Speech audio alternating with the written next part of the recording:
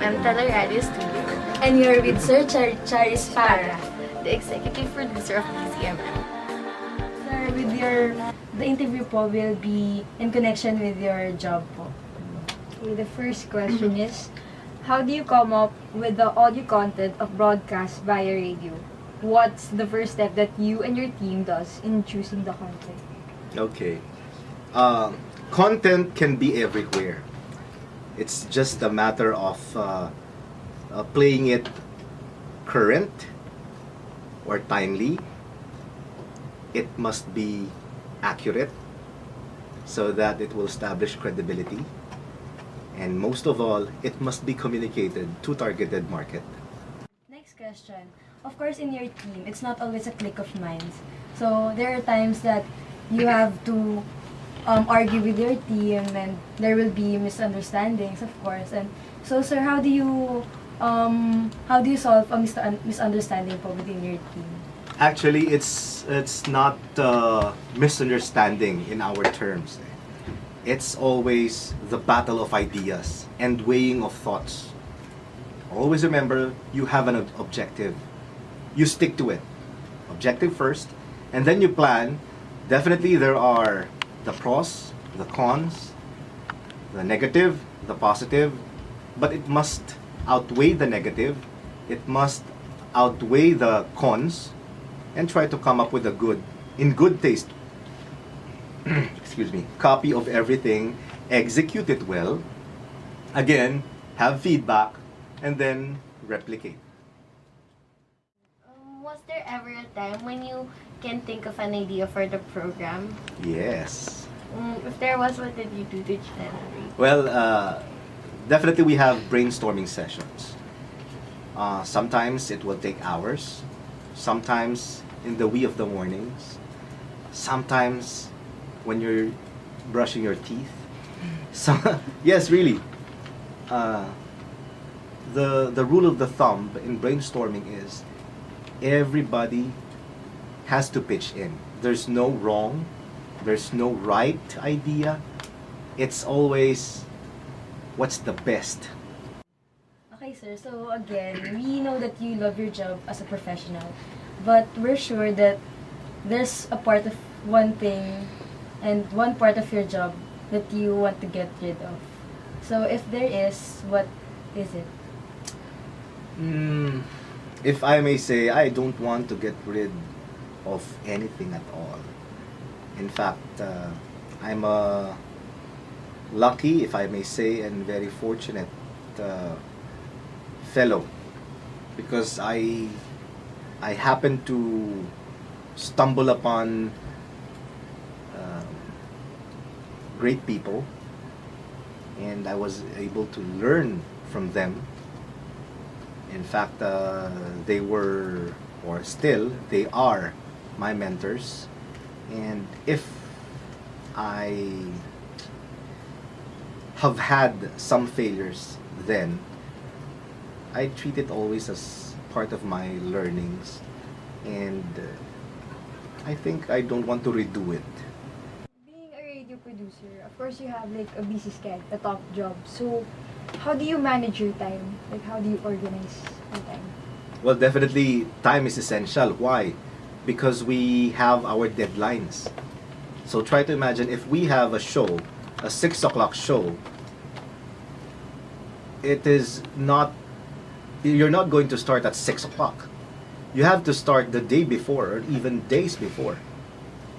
The 6 o'clock deadline is just the on-air implementation or putting it on air. But before you put on air all the materials, you have to collate it, you have to gather it, you have to compose it, you have to write it, you have to produce it.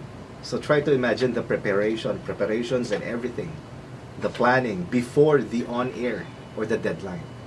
In journalism, in a reporter's standpoint, in fact, ABS-CBN, all the news gatherers have a mantra.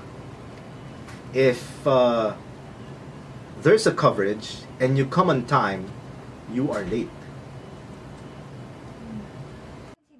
Do you consider your job to be more creative than logical? Well, both. Why? Creative because we need to present it in order for us, the listeners, I mean, not to be bored, not to feel that it's the same old banana just like yesterday. It's the same old story like the other day. We should be creative. Logical, why? Because news must be current. It must be timely. It's no longer a news if it's passé. Right? So, we are fortunate enough here with the team and with everybody, the news organization, to have both logical and creative mind. How do you see media law, regulation, and industry codes?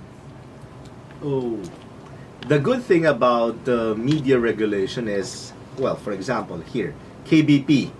KBP is all broadcasting stations, except for one, is a member. What does it mean, or what does it symbolize? It symbolizes that all of us must police each other. We must police each other or police our ranks so that before the public will scrutinize us for being inefficient, ineffective, or even vulgar at times, there are people within the ranks or within the industry who's going to call our attention. And from that calling of attention or tapping the shoulder that, hey, you are wrong, or hey, you're overdoing, or others, or hey, there's something wrong, we should correct it ASAP. So, After policing our ranks, that, then there's the you government have regulation. to police your co-workers before the law must police you. Correct. Very good. When you're on air, sometimes you have to interact with your listeners, right? So, of course, there are some listeners that are annoying with annoying comments and suggestions. So, have you ever lost your patience with them? No, definitely. Why? That's the beauty of democracy. Democracy in the sense that there's press freedom.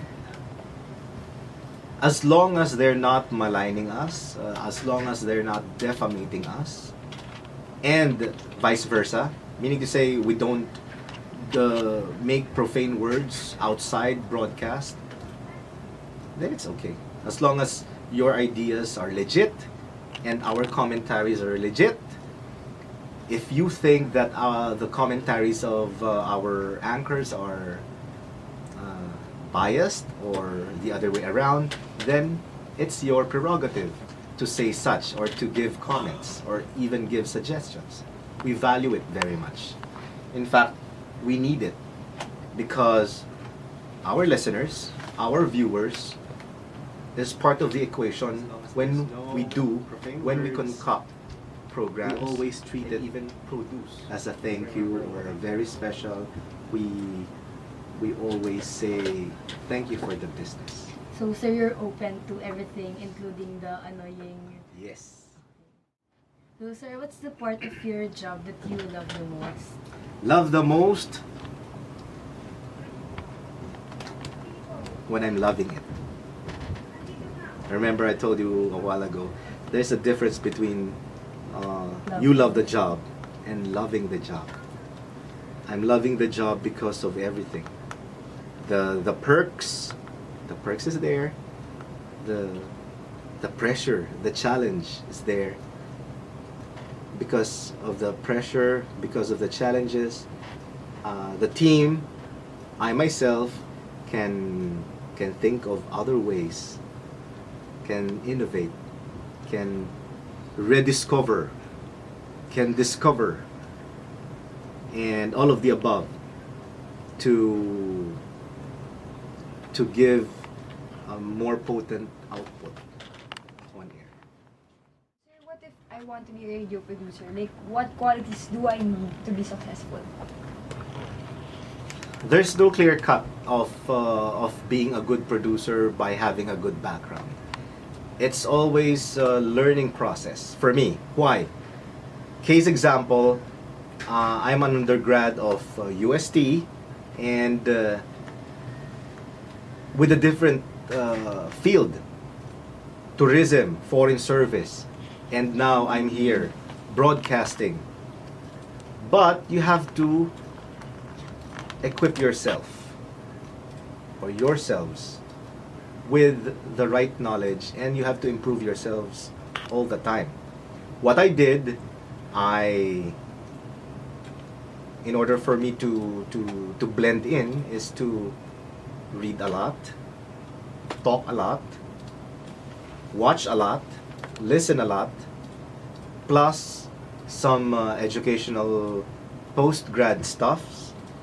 I have had 5 masters, all in communication, broadcast, say it, abroad and local, Ateneo, LaSalle, and everything, abroad, Europe, US.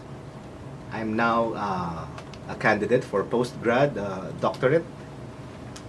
So you have to improve yourself all the time. Why? Because you don't know when that opportunity comes. Sir, last question. What would you advise a student who aspires to be a radio producer? You have to keep abreast of what's happening in and out of your country. You have to listen a lot to news. You have to be very observant. You have to play with your creativeness. And most especially, you have to see, you have to think, you have to feel, you have to breathe, and most especially, you have to dream of your goal. Kung ano man yon.